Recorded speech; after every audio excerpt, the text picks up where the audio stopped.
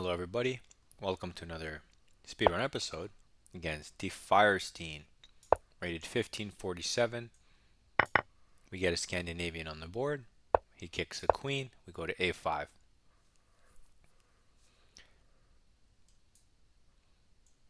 He will continue with normal moves and we'll develop and try to go into our standard setup that we've gone into every Scandinavian game.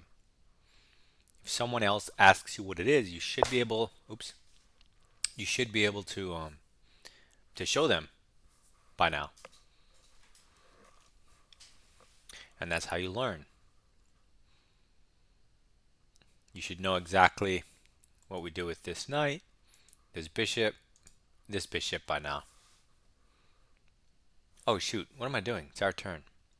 He moved his knight, I didn't even see. We're going to move our knight. I'm supposed to get a sound.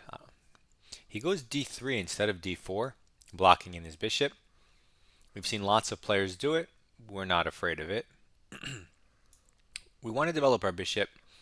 We could go to either square. I'm going to go to f5. Stay a little bit consistent. He x-rays our queen. What's the response to this? We go c6 to give ourselves a retreat diagonal.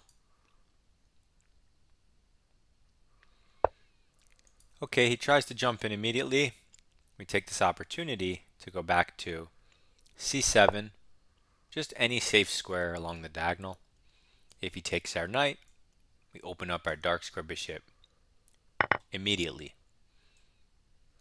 Now it's semi-developed, but we do have to move it so we can castle. Bishop d6 makes a lot of sense, controlling the center and aiming at a castled king, but he gives us a check. I'm going to develop it and block the check.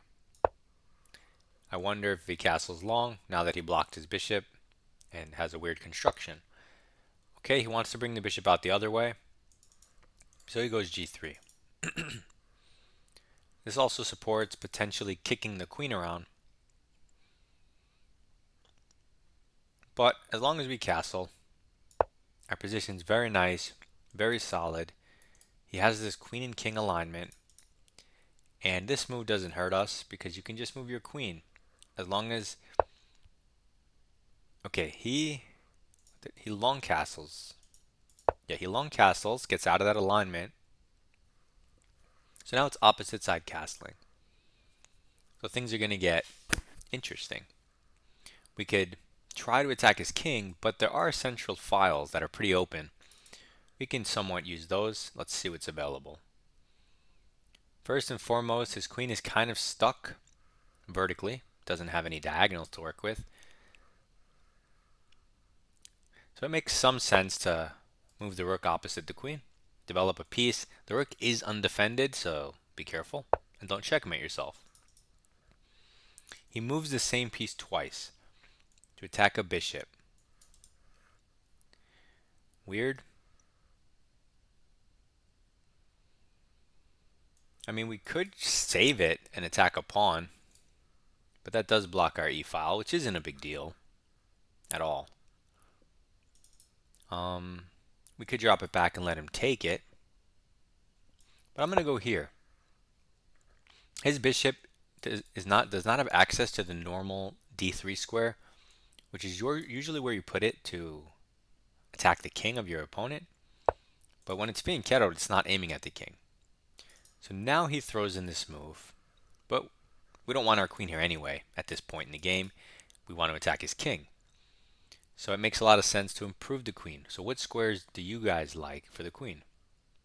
I like the most forward available square, that being a5. This pawn is hanging with two pieces, and because of the location of his minors, there might be a fork in there. We'll see. And black has a really nice position compared to white. All of his pieces are extremely awkward, and some of them are misplaced. In contrast, we have some nice bishops. He protects the pawn, But what about the piece? If we go here, can he create a counter threat? Well, he can attack our queen, but that doesn't work. If he retreats and attacks our queen, does that work?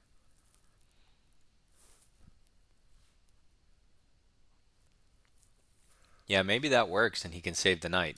And then you don't want your king side that extended if you're not winning a piece. Interesting. Also, he can maybe jettison it for the knight to try to get out of it. So he has ways out of it. Can we sacrifice? Takes, takes, takes. We get 2 pawns. Check. Automatically ruin his king cover. He kind of has to go to the left.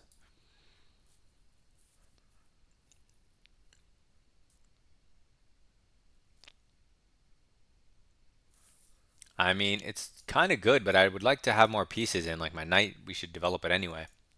So let's develop our knight first. Because I want like a slightly stronger follow-up. Okay, he retreats voluntarily, hits the queen. We want to move it, but we don't necessarily want to block our own pawn storm. There is this little access point, which would be checkmate. So we can do a double attack. Do you guys see it? More of a double threat than a double attack. We're attacking a square. So let's move the queen to the center. This attacks the rook and the square. So it's quite deadly. And all of our pieces are on central files looking great. Except for this rook. But it's more than I can say for his pieces. Wow. So he tries to stop me from hunting his king. Now if we go here, are we trapping our queen? If he attacks us with the bishop, we can take a pawn. Then he goes here. My queen is trapped. Interesting. Wow. Okay, I mean, I didn't actually calculate that beforehand. But now that I calculate it, it doesn't actually matter because this move is terrible. Because you're making tons of weaknesses in front of your king. So now I could just hunt this king. I have a hook for my pawns for b5. So all I have to do is move my queen anywhere. Let me just see. If I take this, is there any way I could take this? Okay, at the very least, if he goes here, and then you take this pawn and he goes here, you can get 2 rooks and a pawn for the queen. So that's 11 points for 9. Material advantage for sure. Definitely possible, but I think my queen is going to be very easy to checkmate him almost. Once I get in b5. So where can I move it though? It's kind of vulnerable everywhere, which is a little bit annoying.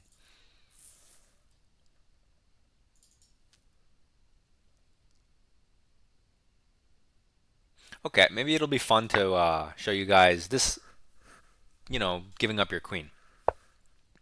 So let's take the pawn so we can get maximum material.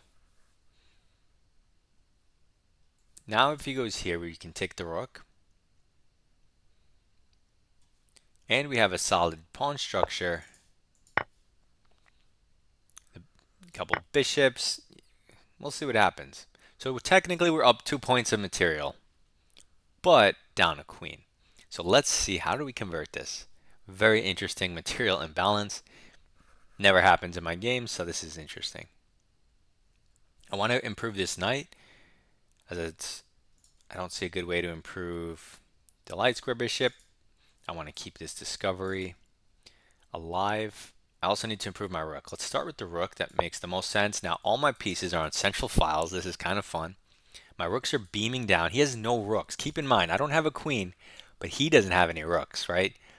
So he can't contest the file with a rook or anything like that. It's very weird. Okay, so he hunts the king, which makes sense when you have a queen. So what do we do? What's the threat? Okay, he has a knight move, a bishop move, no real threats. Drawback. Exposes his back rank a little. We don't want to make pawn weaknesses per se. We do want to keep improving our pieces though, as long as we're watching for any threats around our king. So because I don't see any threats, I'm going to improve my knight to the center. Now look at these 4 stacked pieces. This is hit twice, and it covers some squares. He goes here. This threatens checkmate in 2 with the queen. If we throw in this check and he just moves his king to the right, do we have a cool move there?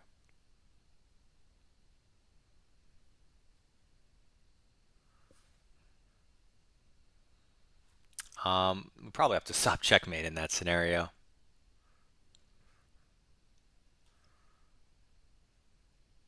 Which we could do a number of ways.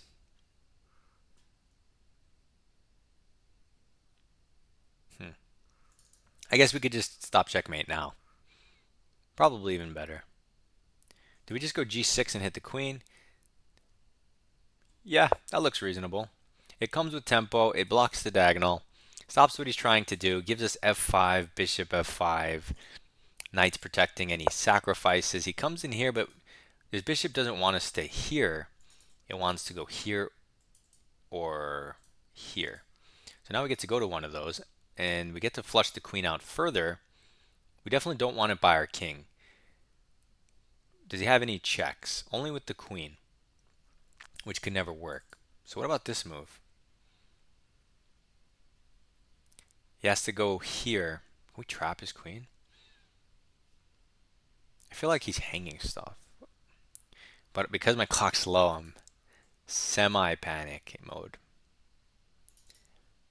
Here, here. Okay, maybe that's just too fancy. Just go here.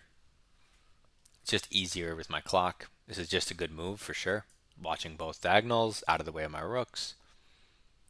He has to go back. Now,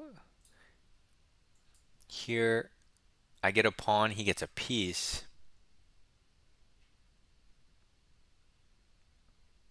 I get a second pawn.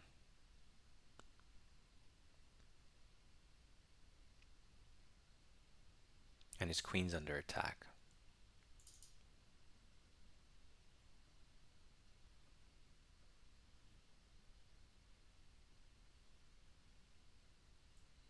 I'm going to go for it. I'm going to take that pawn, which opens up my rook. Now both my rooks are on open files, not semi-open. He takes, and I thought I can go here, double attack this piece and the queen. He can try to give the queen back for the rook and the bishop, which would be interesting. Kind of going back into a normal game with, you know, more material parity and balance. So he might take. Can we throw in any intermezzo? No. So we have to take the rook, the queen, and then he takes the bishop. We get 9, he gets 8, and we're still up our +2, but now in the form of an exchange. No. No. He has another bishop. So, yeah. An exchange and a bunch of pawns for some minor pieces. It's weird. Okay, he doesn't do any of that. He runs with the queen and goes pawn grabbing. But that hangs an entire piece. I feel like that has to be worse. He does get collapse all of our pawns, but his king also is a bit odd. Do we take with the rook? Doesn't really come with the most amazing threat, I guess. Let's go here because this cuts his king off, so we could checkmate him maybe. How do we checkmate him? I don't care about the pawns he's taking. That's a blunder, so I hope he takes it. But it won't be a blunder if I make the move I want to make. But what does this move do? Nothing, right? Yeah, that's a nothing move. If we get to if we can deflect him and we give this check, that's not checkmate because his bishop moved, so he can go here. But then we can win the queen. Again, giving up 8 points for 9. I need to get his bishop in the game anyway, and his queen is going to be very sneaky if I don't activate. So let's do this. Get a little cheeky. He's playing very well. He has 8 minutes on his clock still. He takes. He does it, huh? So we go in for the check. Now, do we have anything else like check? He runs. Then we kind of have nothing, right? So he's thinking, but he has one legal move. Now we go for the queen. He has to take the rook. And now we have, again, a material imbalance. We have a rook. He has a... Oh, my thing froze. Not when my clock is down. Come on. There we go. Okay. So he's got bishop and knight. And we have a different colored bishop and rook. Super awkward. Because even the bishops can't touch each other. So now it's just a weird imbalance that no one can comprehend with 1 minute on their clock. So he goes here. He's just trying to, I guess, activate. Can we trap his bishop? How do we win it? Can we win it? I don't know if we can win it. I mean, so here, I don't know. Let's just say here. I can't actually keep that. Well, not there, but let's just say anywhere. And I do something, and he pushes the pawn. I guess with the rook here, I can hold that point. So I'm going to try to keep his bishop entombed, which is a weird move, but it exists in the position. Normally, you try to get extremely active with your pieces. You give the check, or you push the pawn and activate the bishop. So he does move, and he is going for my plan, as predicted. And there's no way for me to get my king here because of my ridiculous pawn in the way. His knight is on the edge of the board, though. I would love to trap that too, but let's not get fancy.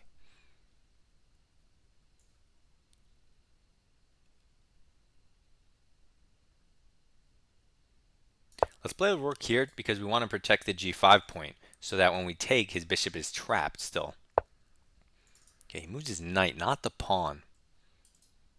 He's attacking this. It's a bit weird, but okay. I guess I'll just defend both at once. And he can't kick me as long as his knight's here. As soon as I get my bishop in the game, I'll be able to do stuff. Okay, I'm going to just move my pawn because this wins the game if he doesn't notice. Either way, I could still go here and flush out his knight. Trades or wins if I'm up 3 points on material. I can give this check, but his king goes up the board and it's whatever. I guess I'll just attack the knight. See what he does. Maybe he goes back, attacks my bishop.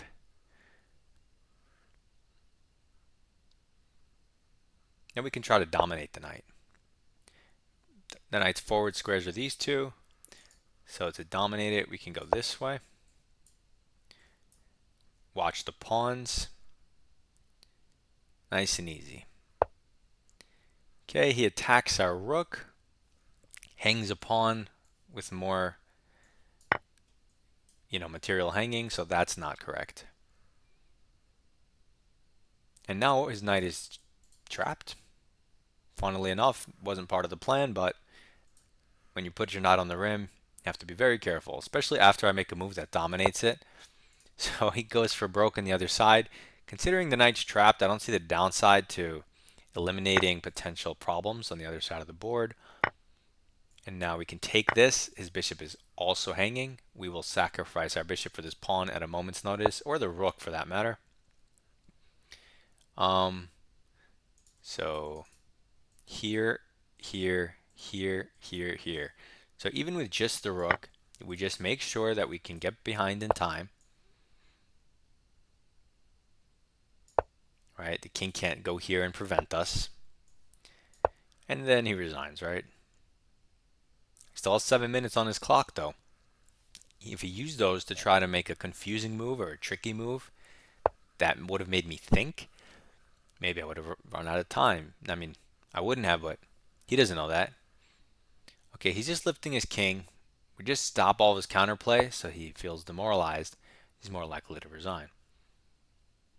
It's not a stalemate because he has this, he can go back and forth between these two squares.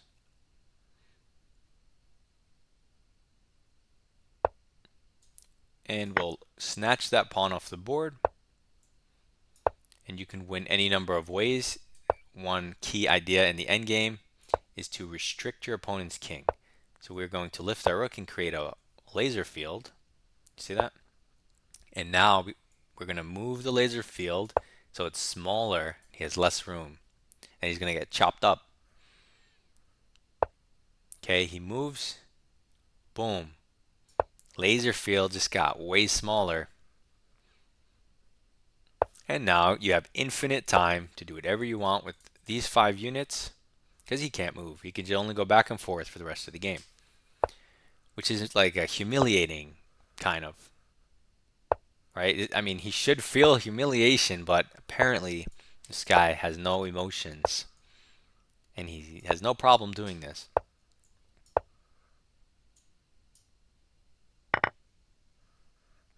We're just going to checkmate him because why not?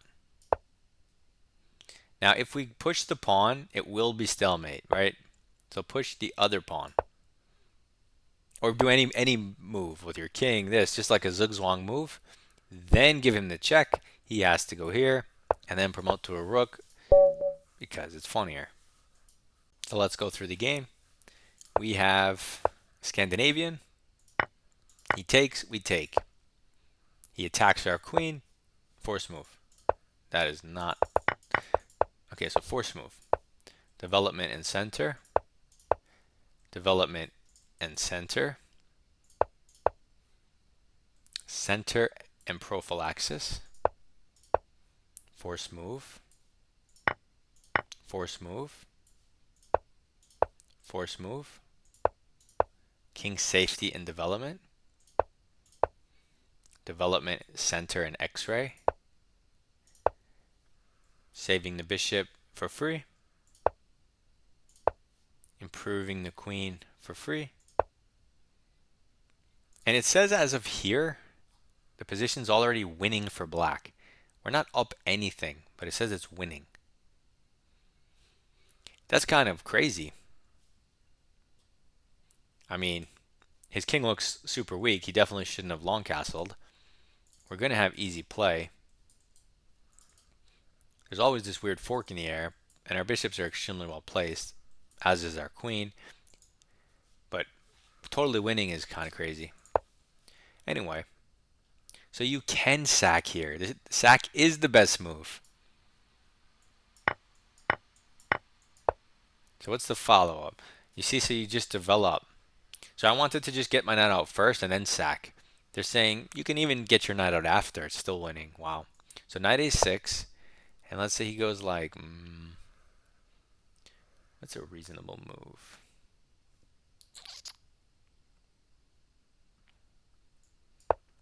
Something like this.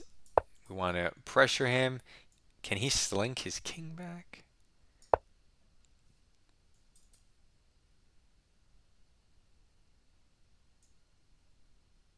No, because this is coming. I guess it's just super, wow, super hard.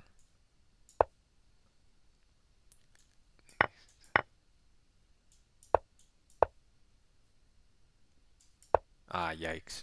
Okay. So you could sack. I mean, there's a bunch of lines, a ton of lines, but we develop and center. Still says it's a winning position. He attacks our queen. And we find the double attack. Best move, center, and forced. So c4 is his best move, even though it's a terrible move that's still losing and ugly, just because he'll just get mated if he doesn't do it. Because if you push this pawn, this comes with devastation. So you have no choice but to play c4 after process of elimination, although it looks absolutely terrible. The best move is, the only winning move is to take the rook. Wow. Queen c5 or otherwise is like -1. Which, I mean, you would definitely rather be black, practically speaking, but it's not auto winning. But taking the rook, it says it's -3. So we take it. I did not think it was auto winning like that though. Although we are up +2 points at the end, which I did think was good. I just have no experience playing with such an imbalance, so I felt a little uneasy. But I felt like you get 2 points of material, you kind of have to do it on principle. So I did it anyway. It happens to be best. We get as much material as we can for it. And now, who knows? I have no idea what's happening. I just develop and center. It says it's a blunder. But you see, this is why these positions are so hard to play. Like it's not nothing's obvious, and you have so many weird moves to calculate and consider at all times. It's just like it's just weird. I don't know. He goes here, trying to attack our king. Says it's a blunder. We just improve a piece for free. Says it's -4. You know, just centralizing our pieces. I mean, black's position does look really nice. I did like our centralized stuff. Fine. But we're not like up anything, so it can evaporate. Okay, g6 is the best move, just clearly stopping the light square pressure and for free. So forced for free. He goes here. Again, we find the best move. It's kind of obvious. Just improve a piece, our rook, for free. Goes here. We take the pawn. Still a winning position with check. So free stuff for free. And here, you know this is annoying because we would have had a perfect game, essentially, if not for this next move. So we've had a winning position this entire time, starting with the queen sacrifice or whatever, queen exchange. And here we go and do the second best move. We take this pawn, which is a better position for black, but not immediately winning. And so I calculated this and I thought I was being fancy. And I was being fancy. You do want to move the bishop out of the way, double attacking his bishop and the queen at the same time. But I chose, and out of the two possible squares you can do, I only even considered one of them. But bishop f5 is the best square.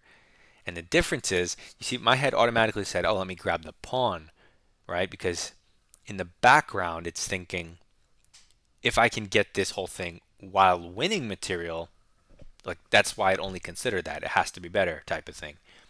But it's not better because the difference between this square and this square is f5 is defended by a pawn.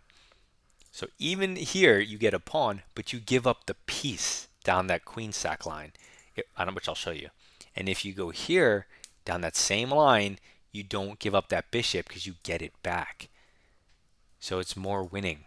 So for example, in the game, we take the pawn, which they call a blunder because the other move is just that much stronger. And he now has to give up his queen. He has to take our hanging bishop, give us the queen, and then take our rook, right? And he still has both his bishops because this guy, I can't take him back. But if I went here, his queen's still hanging. If he moves his queen, we pick up the whole piece. So again, if he takes our bishop in that same thinking, and we take the queen, and he takes the rook, now we get the bishop back. So it's a nuance down a calculation, whatever. So we play a worse move, but still really good for black. He goes pawn hunting and immediately goes to -6, totally crushing.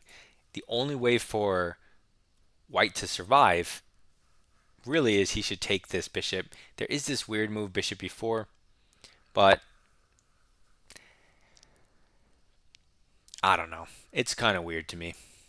I feel like taking the bishop is more human, and he has to try it. He doesn't go for it, but that hangs an entire piece. So free stuff.